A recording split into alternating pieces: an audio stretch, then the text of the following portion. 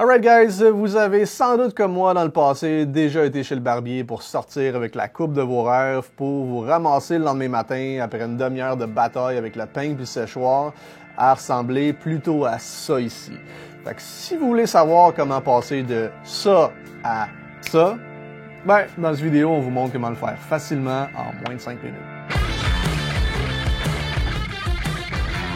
Donc, ce qu'on fait aujourd'hui, super simple, on va couvrir les outils dont vous avez besoin, les produits dont vous avez besoin, puis les techniques que vous devez savoir pour être en mesure de répliquer la coupe que votre barbier vous a fait facilement à la maison. Avant d'entrer dans le vif du sujet, le must-have, c'est vraiment d'avoir une coupe de cheveux bien balancée et bien faite. La coupe de cheveux compte pour environ 70% du résultat final. C'est super important de commencer avec une coupe optimale.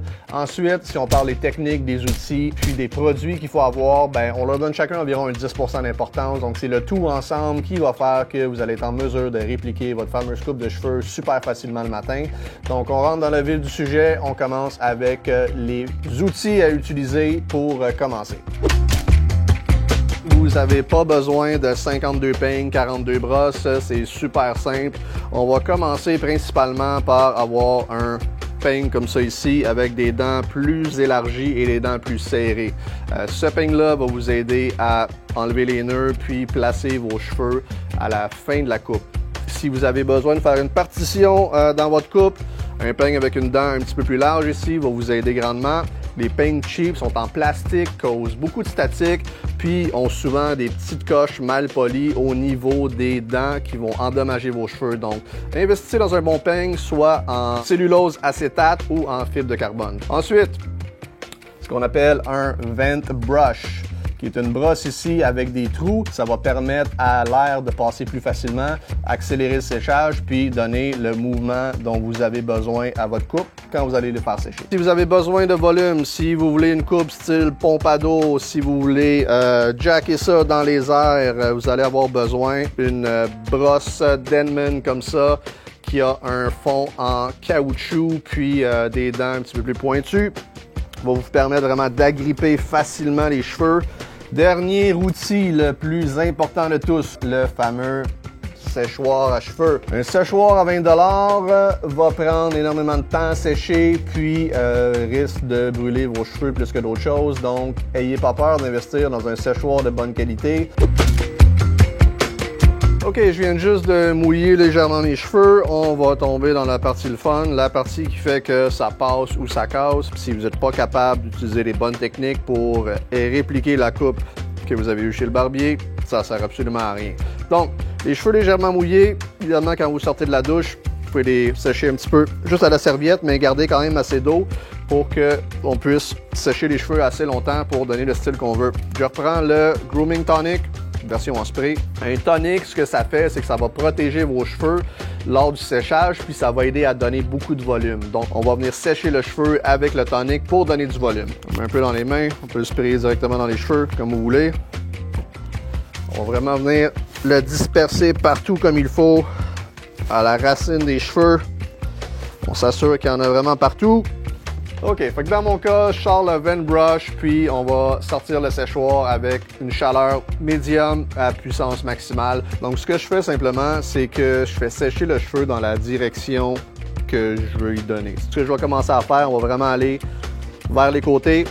Puis, idéalement, ce que je fais vers la fin, c'est qu'on laisse le devant tomber. On finit de placer les cheveux dans la bonne direction et ensuite, on va aller chercher le fameux toupette. OK, fait qu'une fois que l'arrière de ma tête est séché pas mal dans la bonne direction, dans mon cas à moi, je vais venir lever, tourner, agripper le cheveu. On va vraiment venir le faire sécher comme ça en tirant vers le haut. Donc, chaleur moyenne avec puissance moyenne. Une fois qu'on a la forme voulue, vous pouvez soit envoyer de l'air froid ou reculer votre séchoir pour venir sceller le tout en place.